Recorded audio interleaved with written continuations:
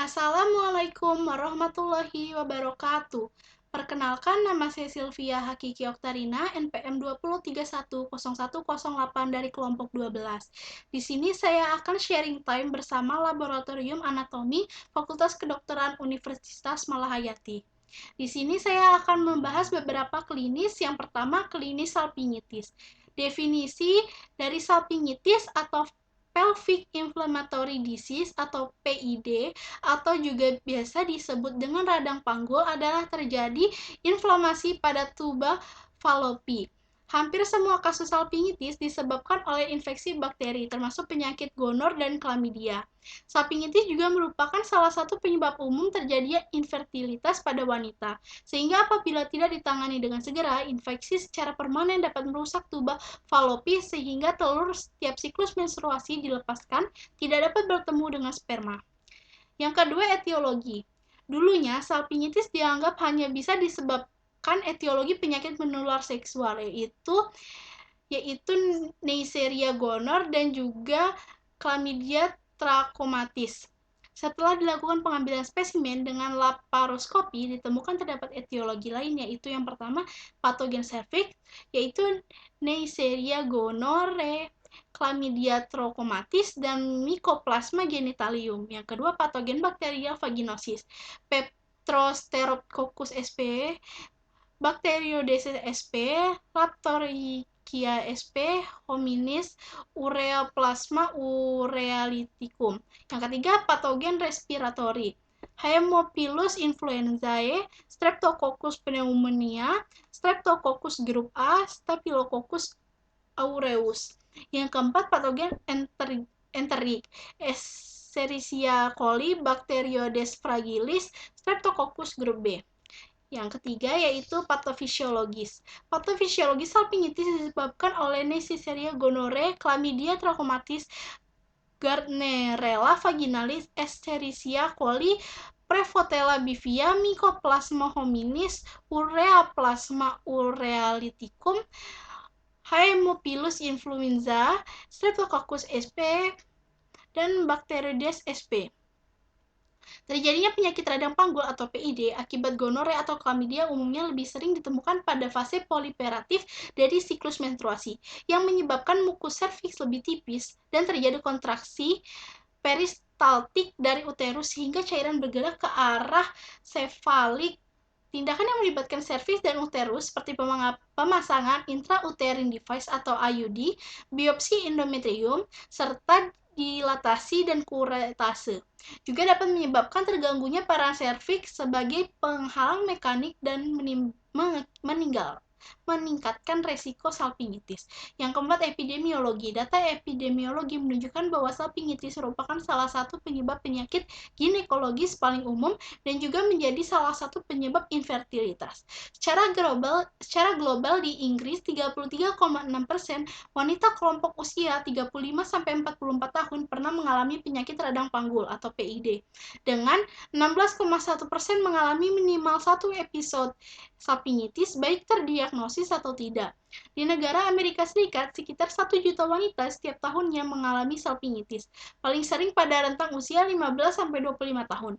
Sebanyak 1-2% perempuan usia muda yang aktif secara seksual mengalami salpingitis setiap tahun. Yang kelima yaitu faktor resiko. 1. Berusia 15-25 tahun dan aktif secara seksual. Yang kedua, pernah mengalami radang panggul atau infeksi menular seksual sebelumnya. Yang ketiga, berhubungan seksual dengan berganti-ganti pasangan. Yang keempat, berhubungan seksual tanpa kondom. Yang kelima, kerusakan pada serviks termasuk karena proses aborsi yang tidak aman. Yang keenam, baru menjalani prosedur medis yang melibatkan proses pembukaan serviks seperti memasukkan alat kontrasepsi ke dalam rahim atau spiral. Yang keenam, penata laksanaan. Yang pertama, dengan obat-obatan. Untuk mengatasi radang panggul, pemberian obat akan disesuaikan dengan kondisi pasien. Jika disebabkan oleh infeksi bakteri, dokter akan memberikan antibiotik. Obat antibiotik perlu dikonsumsi sesuai aturan yang disarankan oleh dokter. Umumnya antibiotik perlu dikonsumsi oleh pasien selama 2 minggu. Pada kondisi radang panggul yang berat, kehamilan, atau adanya abses, atau disebut penumpukan nanah, perawatan rumah sakit dan pemberian antibiotik lewat suntikan dan cairan infus akan diberikan oleh dokter. Selain antibiotik, dokter akan memberikan obat untuk mengurangi keluhan, seperti nyeri dan demam. Beberapa obat yang bisa diberikan adalah ibuprofen dan paracetamol.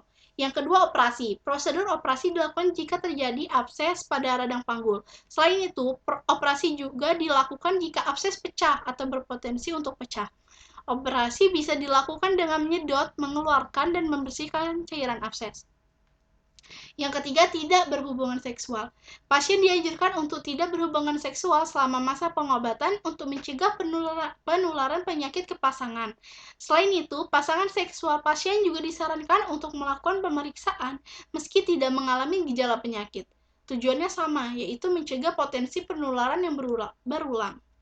Yang ketujuh, komplikasi. Komplikasi pada pasien salpingitis umumnya disebabkan oleh kerusakan tuba Fallopi.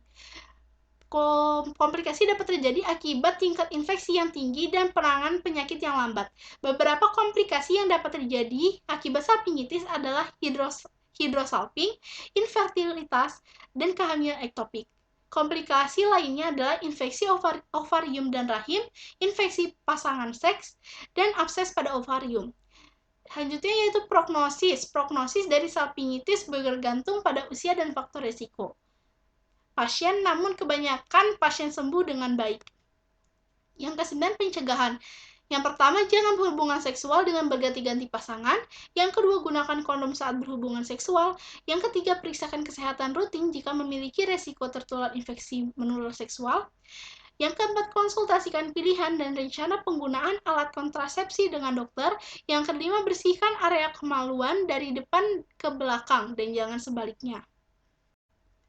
Klinis selanjutnya yaitu unicornuata uterus.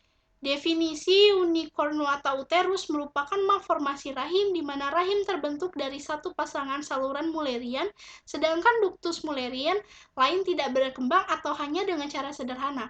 Kadang-kadang disebut hemiuterus yang memiliki tanduk tunggal dan terhubung ke tuba Fallopi ipsilateral yang menghadap ovariumnya. Wanita dengan unicornuata uterus memiliki resiko lebih tinggi untuk keguguran dan komplikasi obstetrik.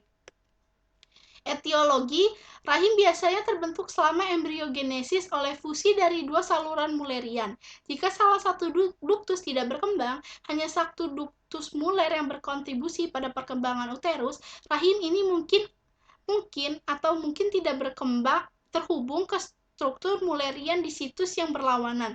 Jika saluran Mullerian di situs itu mengalami beberapa perkembangan, rahim unicornuata memiliki serviks dan vagina tunggal. Patofisiologi, ada kegagalan satu saluran Mullerian untuk memanjang, sementara yang lain berkembang secara normal. Dominasi embriologi dari unicornuata uterus berada di sebelah kanan. Nah, selanjutnya epidemiologi. Kelainan ini terjadi sekitar 20% dari kongenital ductus Mullerian. Kondisi ini jauh lebih jarang daripada malformasi uterus lainnya. Uterus arcuata, uterus bersepta, dan uterus bicornuata. Untuk unicornuata uterus, tampaknya lebih jarang dengan perkiraan kejadian sekitar 1/4000 wanita. Yang kelima, faktor resiko. Unicornuata uterus beresiko mengalami komplikasi reproduksi dan mungkin mengalami susah hamil. Yang keenam, penata laksanaan. Pasien dengan unicornuata uterus mungkin memerlukan perhatian khusus sama kehamilan karena keguguran, kematian janin, kelahiran prematur, dan malprestasi lebih sering terjadi. Tidak terbukti bahwa prosedur Serge membantu. Kehamilan di tanduk yang belum sempurna tidak dapat diselamatkan dan perlu diangkat dengan operasi laparoskopi untuk mencegah pecahnya tanduk dan rahim yang berpotensi fatal. Selanjutnya yaitu komplikasi. Komplikasi pada unicornuata uterus dapat meningkatkan abortus spontan, kelahiran prematur, malpresentasi, ruptur uteri, dan kehamilan ektopik. Yang kedelapan, prognosis. Dari anomali ductus Mullerian, uterus unicornuata dianggap memiliki hasil obstetrik terburuk kedua.